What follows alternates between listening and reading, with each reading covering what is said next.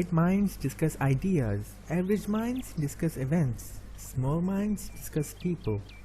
Before making this video, I researched about this quote and had the opportunity to read the interpretation of many individuals about it, which was really fascinating.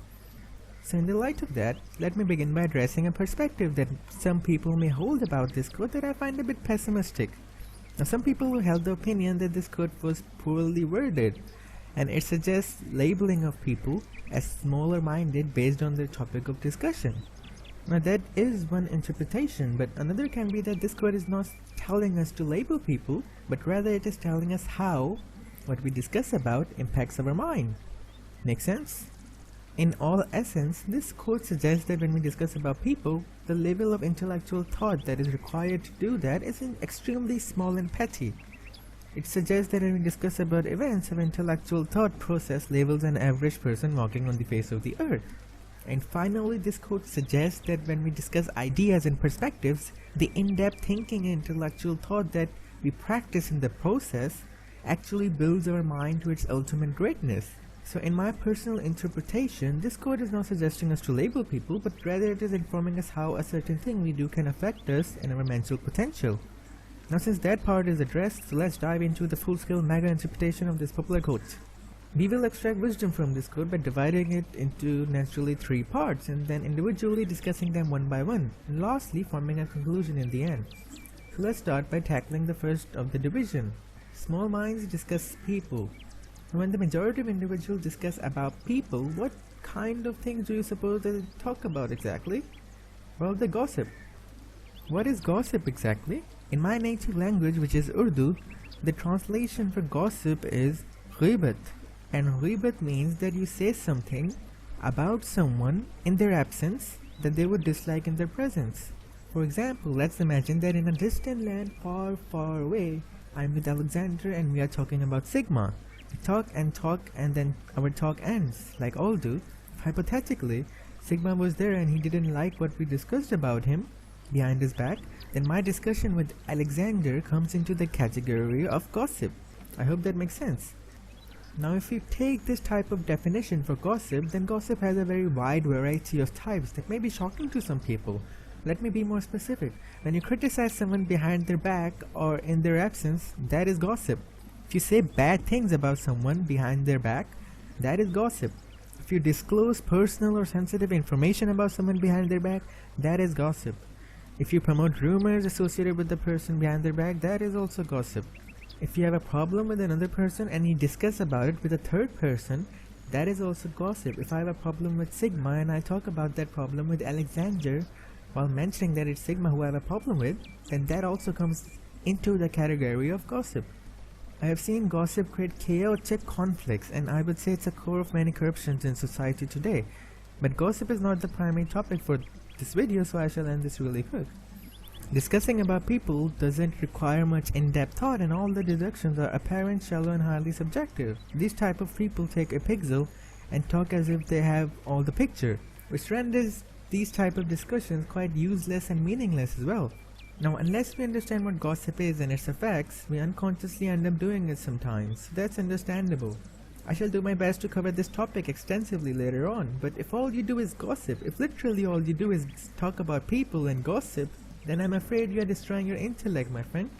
Not only that, but your words may also be giving rise to much unwanted chaos. Some buzzers should be firing off in your brain, alarming you, because this is a very critical and mindless state you could be in, buddy. The quickest and easiest way to change this habit is to simply stay away from people who talk about this type of things. Avoid them and then sit with nerdy, tacky or knowledgeable people. If you can't find any, better be alone than in a bad company.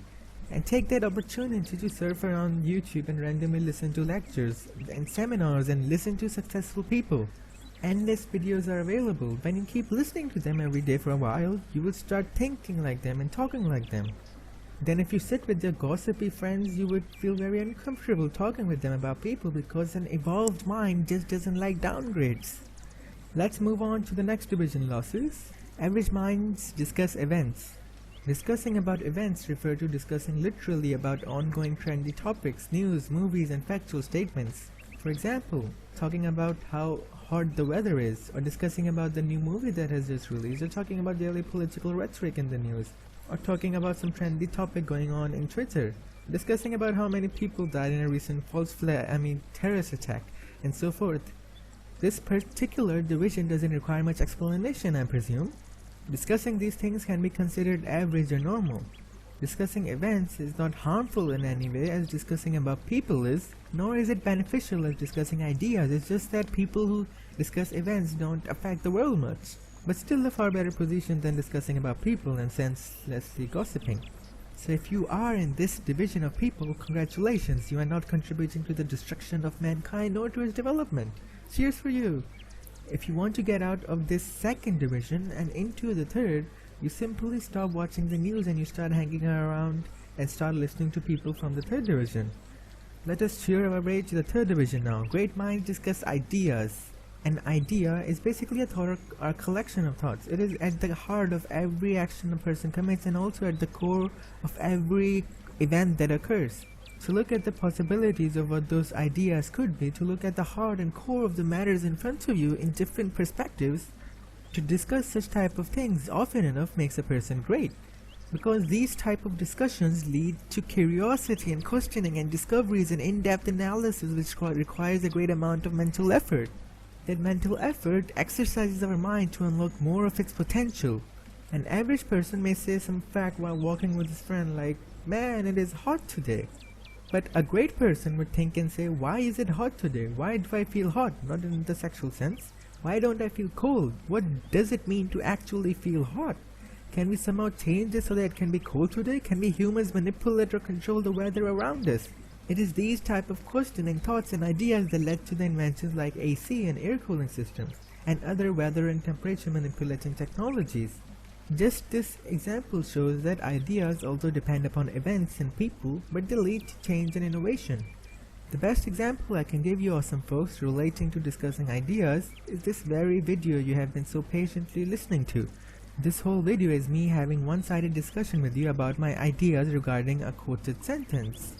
As I believe, in the heart of this video, neither did I gossip or talk about a specific individual, neither did I talk about any events.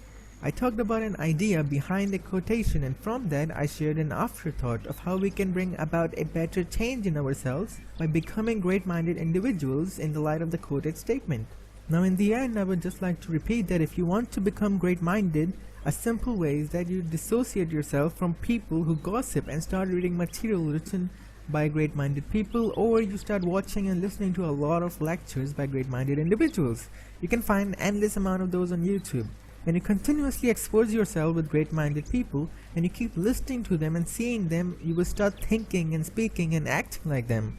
Once your train of thought and personality is shaped to its greatness, then you can sit in any sort of gathering and be a positive influence to others.